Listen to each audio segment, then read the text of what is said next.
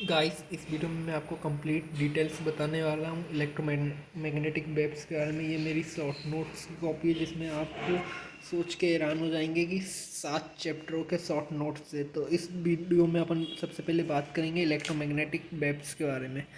अब electromagnetic waves के लिए आपको पता होना चाहिए कि सबसे पहले कौन कौन सी इलेक्ट्रोमैग्नेटिक वेव्स में कौन कौन सी वेव्स आती है। रेडियो वेव्स आती है, माइक्रो वेव्स आती है, इंफ्रारेड्स आती है, विजिबल लाइट आती है, अल्ट्रावायलेट रेड्स आती है, एक्स रेस आती है, गामा रेस आती है।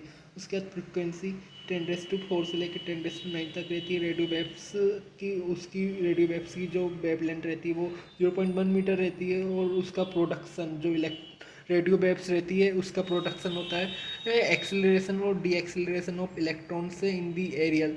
और उनका डिटेक्स दरअसल अब आपने इनका प्रोडक्शन पढ़ा रेडियो वेव्स का, तो वो एरियल्स के अंदर उनका प्रोडक्शन होता है। और आपको वैसे भी पता होएगा इलेक्ट्रोमैग्नेटिक वेव्स के बारे में, यदि आपको थोड़ा बहुत भी नॉलेज है तो कि जो इलेक्ट्रोमैग्नेटिक वेव्स रहती है वो मोस्टली एक्सीलरेशन और डी एक्सीलरेशन ऑफ इलेक्ट्रॉन्स के कारण ही होती है। अब इसी का डिटेक्शन रेडियो वेव्स का आपका रिसीवर्स एरियल्स में होएगा। उसके बाद बात करेंगे अपन माइक्रो वेव्स के बारे में। तो माइक्रो वेव्स की जो आपकी जनरल फ्रिक्वेंसी रहती है वो 10⁻⁹ से लेकर 10⁻11 हर्ट्ज तक रहती है। और उसकी वेव लेंथ जो रहती है वो रहती है 0.1 मीटर से लेकर 1 मिलीमीटर तक। तो अब उसके बाद प्रोडक्शन आपका कैसे होता है माइक्रोवेव्स का, क्लेस्ट्रॉन वोल्ट और मैग्नेस्ट्रॉन वोल्ट से होता है। उसके बाद डिटेक्शन उनका होता है पॉइंट कांटेक्ट डायोड से।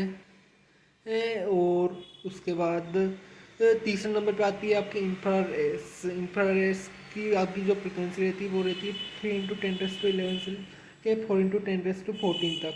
उसके बाद वेव लेंथ उसकी रहती है 1 मिलीमीटर से लेके 700 नैनोमीटर तक। और जो आपका इंफ्रारेड रहता है उसका प्रोडक्शन आपको पता है जनरली कैसे होता है, vibration of atoms and molecules और due to heating.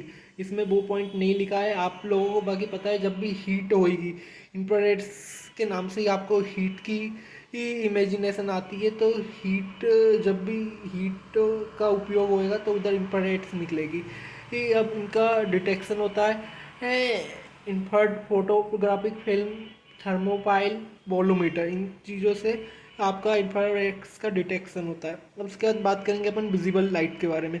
Visible light की आपकी फ्रिक्वेंसी रहती है 10⁻⁴ से लेके 8 × 10⁻⁴ हर्ट्ज तक। और उसकी वेवलेंथ रहती है आपकी 700 नैनोमीटर से लेके 400 नैनोमीटर तक। और जो आपका प्रोडक्शन रहता है आप ये तो आप भी बता देंगे कि जो विजुअल लाइट रहती है उसका प्रोडक्शन कैसे होता है। विजुअल लाइट दरअसल कौन सी वेव्स रहती है, ये वही वेव्स रहती है जो कि अपने को देखने को मिलती है वैन।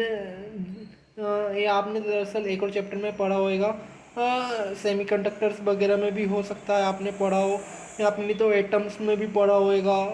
एटम्स एंड न्यूक्लियाई में आपने इसको पढ़ा है। जब इलेक्ट्रॉन एक एटम के अंदर हायर लेवल से lower energy, the electron moves from one level of atom to lower level.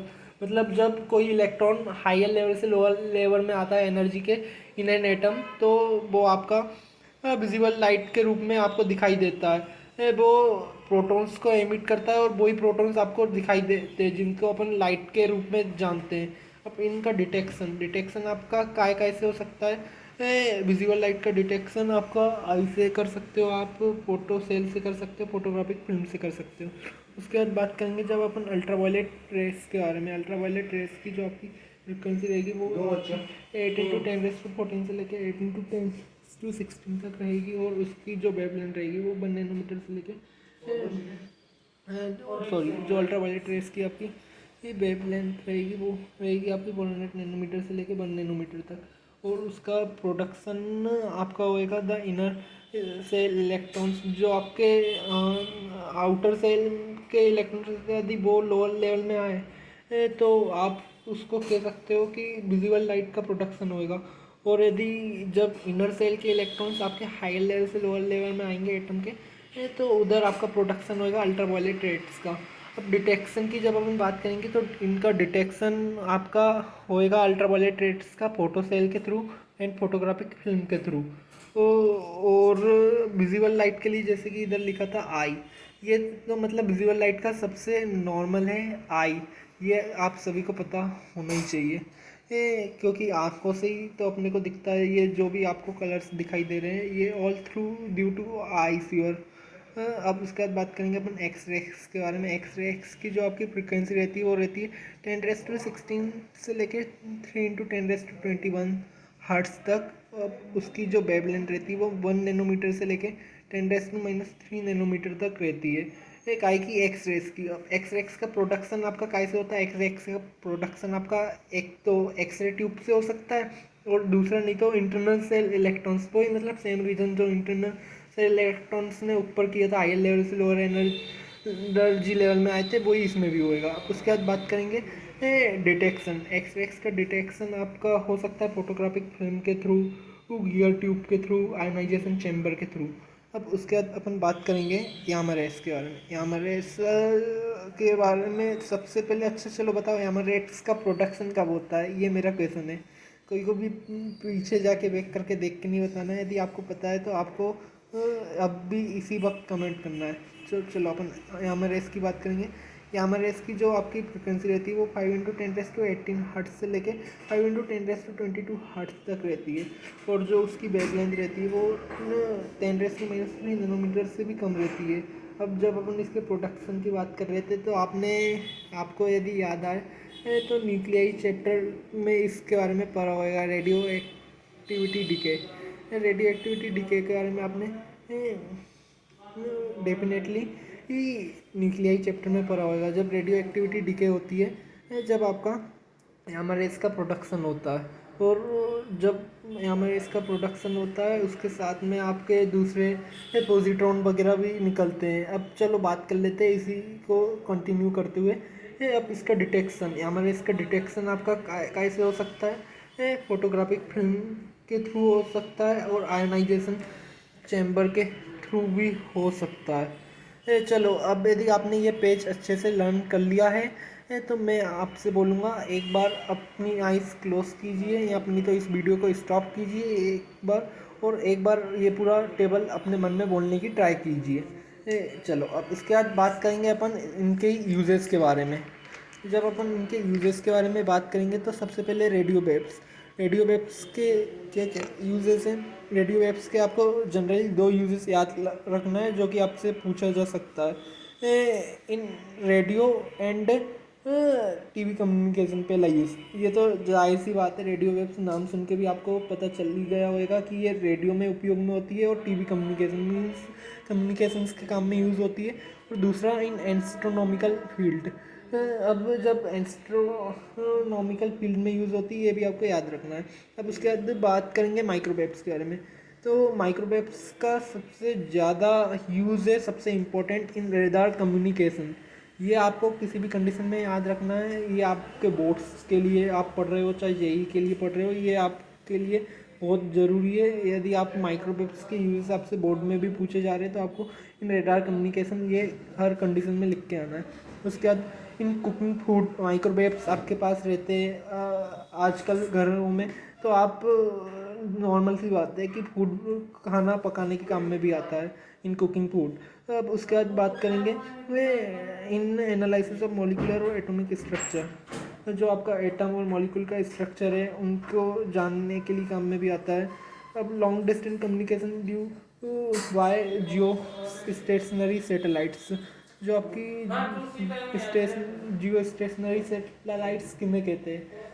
Jio stationery, सबसे पहले आपको ये पता होना चाहिए इधर, जियो स्टेशनरी सैटेलाइट्स वो होती है जो अर्थ के साथ मतलब पूरा चक्कर लगाती है। जैसे कि अर्थ को सूरज का एक चक्कर लगाने में 24 आवर्स लगते हैं, तो ये भी उसके साथ में पूरा चक्कर लगाती है। मीन्स ये एक पर्टिकुलर जगह के ऊपर लोकेटेड देखने के लिए यूज़ में होती है। जैसे कि आपको इंडिया को करना है तो जैसे जैसे पृथ्वी घूमेगी ये भी पृथ्वी के साथ वैसे वैसे ही घूमती जाएगी, तो इसकी लोकेशन इंडिया के ऊपर ही बनी रहेगी।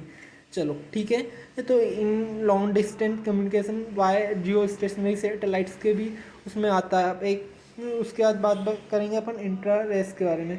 इंफ्रारेड्स आपकी क्या क्या काम में आती है? In the treatment of molecular strength, जो आपका मॉलिक्यूलर स्ट्रेंथ होता है उसके ट्रीटमेंट में ये काम में आती है। अब इंफ्रारेड्स की बात हो और ग्रीन हाउस का नाम भी ना ले तो ऐसा नहीं चल सकता है, जब अपन ने पहले ही बोल चुके हैं कि हीट के उसमें काम में आती है। तो ग्रीन हाउस में टेम्परेचर आपको पता है कि थोड़ा बहुत गर्म रखना पड़ता है, तो उसके लिए प्लांट्स के लिए टेम्परेचर सूटेबल बनाने के लिए इंफ्रारेड्स का काम पड़ता है। इन नोइंग मोलिकुलर स्ट्रक्चर, आपको ये ध्यान देना है। इसके पहले जब आपने माइक्रोवेव्स की बात कर रहे थे तो माइक्रोवेव्स था इन analysis of molecular and atomic structure, इधर एटॉमिक स्ट्रक्चर था और उसके बाद इंफ्रारेड्स में आपका मोलिकुलर स्ट्रक्चर अकेरा है ला है। अब इंफ्रारेड्स का एक और इम्पोर्टेंट यूज़ है जो कि भी पूछा जाता है यदि आपका एमसीक्यू टाइप में आएगा तो in remote controls of TV and VCR आपका कौन सी रेस यूज़ होती है? इंफ्रारेड्स यूज़ होती है।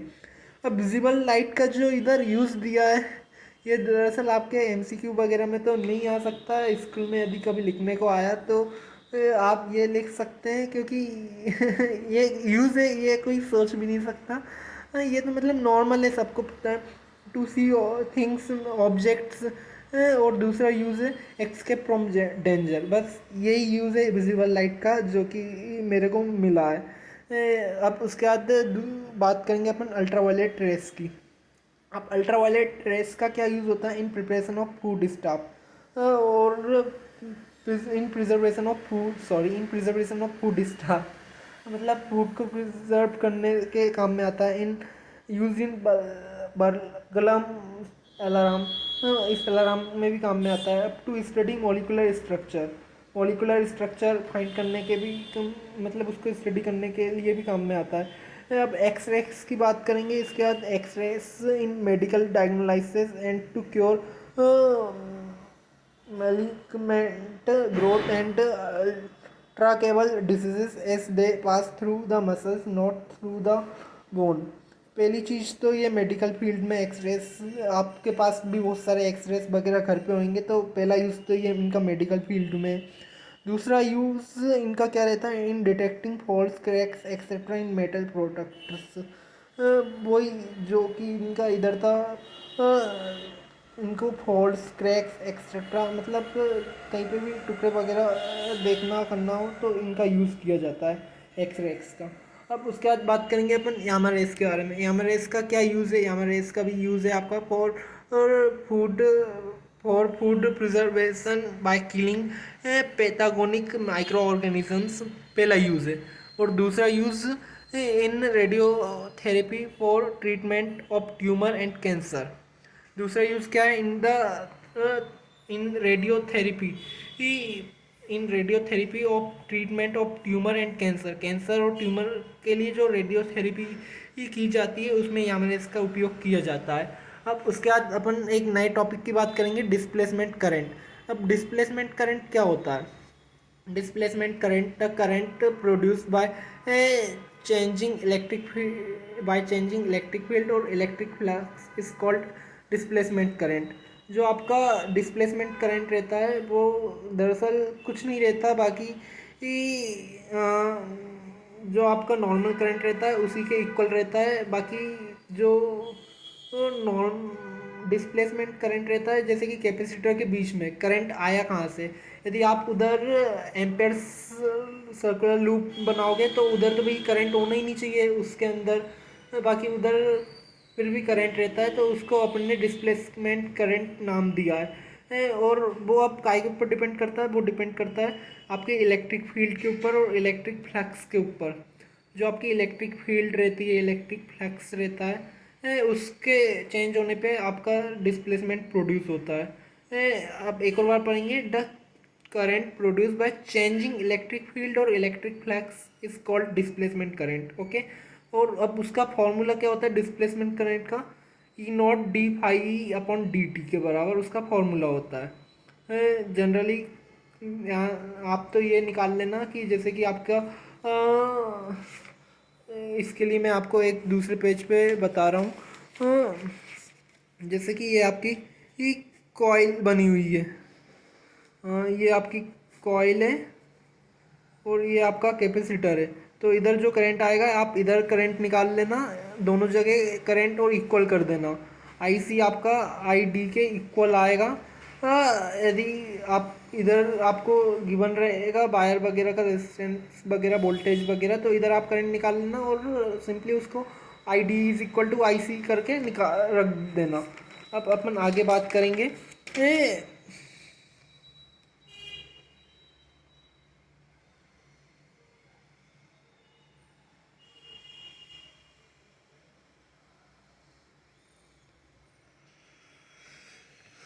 हाँ, अब अपन आगे बात करेंगे guys, Maxwell's equations of electromagnetic waves. एक बार ये फॉर्मूला और बोल लीजिए उसके पहले।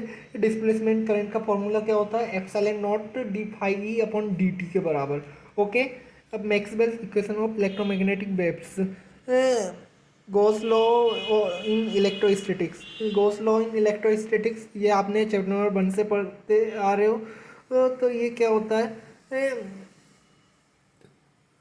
Close integration of E dot D is equal to Q inside upon epsilon naught. ये तो एक गाइस मेरे को एक्सप्लेन करने की ज़रूरत नहीं होएगी, क्योंकि आप पहले चैप्टर से पढ़ के आ रहे हो। फिर मैं हिंदी में एक लाइन में एक्सप्लेन कर देता हूँ। जो भी आपकी इलेक्ट्रिक फील्ड रहती है किसी भी एरिया परपेंडिकुलर किसी भी एरिया से पास करती है, तो वो उस यदि आपका वो क्लोज सरफेस है तो उसके अंदर जो भी चार्ज है उसके 1/एप्सिलॉन नॉट टाइम्स के बराबर आता है। ई डॉट डी है आपका, ठीक है। अब उसके बाद आप बात करेंगे Gauss law in magnetostatics. B dot d है आपका जीरो होता है गाइस, आपको पता है। कोई भी क्लोज यदि आपका 3D फिगर है तो 3D फिगर में आपका क्लोज इंटीग्रेशन आपका जीरो की बराबर आने वाला है, क्योंकि जितनी मैग्नेटिक फील्ड उसमें आएगी उतनी वापस भी जाएगी। ये Faraday's law of electromagnetic induction. अब इसके बाद बात करना अपने को Faraday's law of electromagnetic induction. आपको पता है v is equal to minus D phi B upon D T के बराबर होता है। अब आपको एक और चीज़ मैं बताने वाला हूँ। जो आपका डी वी होता है आप उसको ऐसे लिख सकते हो ई डॉट डी आर। ये आपने चैप्टर नंबर 2 में पढ़ा होएगा। तो इनने कुछ नहीं किया, ये आर को अब आप इधर चाहे एल लिख दो आर लिख दो, बात एक ही है। तो इनने कुछ नहीं किया, इनने क्या किया है, E dot D R is equal to minus D phi B upon D T. ये मतलब डी वी की जगह इनने ई डॉट डी आर लिख दिया। ओके गाइस, इधर कोई दिक्कत नहीं होनी चाहिए, बस लिखने के तरीके में इनने थोड़ा सा चेंज किया है। अब मैक्सवेल ने केवल एक चेंज लाया है इन चारों में, और पूरा ये जितना भी मैग्नेट आपने चैप्टर नंबर 1 से लेके चैप्टर नंबर 4 तक जो भी पढ़ा वो सब इसने बस इन 4 इक्वेशंस में ला के रख दिया। जो पहले के टाइम पे सबसे बड़ी कंफ्यूजन थी कि भैया मैग्नेट, ये जो आपने एम्पेयर्स लूप लॉ पढ़ा था वो क्या था? Close integration of b dot d l is equal to mu naught i. तो इसने लिख दिया mu naught in bracket i c plus i d. ये आई सी आपका नॉर्मल करंट है और आई डी आपका इधर कौन सा करंट है? आई डी आपका डिस्प्लेसमेंट करंट है। ओके गाइस, ठीक है। अब उसके बाद मीन्स सिंपली जैसे कि मैंने जो आपको कैपेसिटर का एग्जांपल बताया था, बीच में तो कोई करंट होना ही नहीं चाहिए। यदि आप उधर लूप बनाओगे तो एम्पेयर सर्कुलर लूप बनाओगे तो बाकी उधर भी करंट आता है, क्योंकि उधर कौन सा डिस्प्लेसमेंट करंट रहता है। अब उसके बाद बात करना अपने को इलेक्ट्रोमैग्नेटिक वेव्स के बारे में। इलेक्ट्रोमैग्नेटिक वेव्स के बारे में अपन ने पहले ऑलरेडी पढ़ चुके हैं उनकी पूरी सीरीज। अब थोड़ा सा और डिटेल ले लेते हैं। रेडिएटेड बाय एक्सेलरेटेड और ऑक्सीलेटिंग चार्ज पार्टिकल, मतलब जो एक्सेलरेटेड चार्ज पार्टिकल है या ऑक्सीलेट कर रहा है उसके कारण इनका प्रोडक्शन होता है इलेक्ट्रोमैग्नेटिक वेव्स का। ओके, अब ये आपको ध्यान देने वाली बात है। जो इधर इनकी वेलोसिटी रहती है वो आपकी आती है ई क्रॉस बी से। ये क्रॉस प्रोडक्ट में क्या पहले आएगा क्या बाद में आएगा, ये चीज़ों को आपको छोटी छोटी सी चीज़ें बाकी इनका विशेष तौर पे ध्यान रखना है। जो आपकी वेलोसिटी आती है वो ई क्रॉस बी से आती है। दरअसल आप बी क्रॉस ई भी करोगे तो दिक्कत कुछ नहीं रहेगी, बाकी जो डायरेक्शन आएगी वो गलत आएगी आपकी। मेनली ये जो मैं कह रहा हूँ ध्यान रखने का, वो इसके लिए ही कह रहा हूँ जिससे आपकी डायरेक्शन कभी भी गलत ना होए। तो जो आपकी वेलोसिटी रहेगी उसकी डायरेक्शन क्या रहेगी? ई क्रॉस बी से उसकी डायरेक्शन आएगी। अब इस बेसिक पे आप सी की जो वैल्यू निकालोगे, इसमें जो आपकी सी की वैल्यू आती है वो आती है ई नॉट अपॉन बी नॉट से आती है आपकी सी की वैल्यू। और उसको आप ऐसे भी लिख सकते हो 1/√μ0 यू एप्सिलॉन नॉट।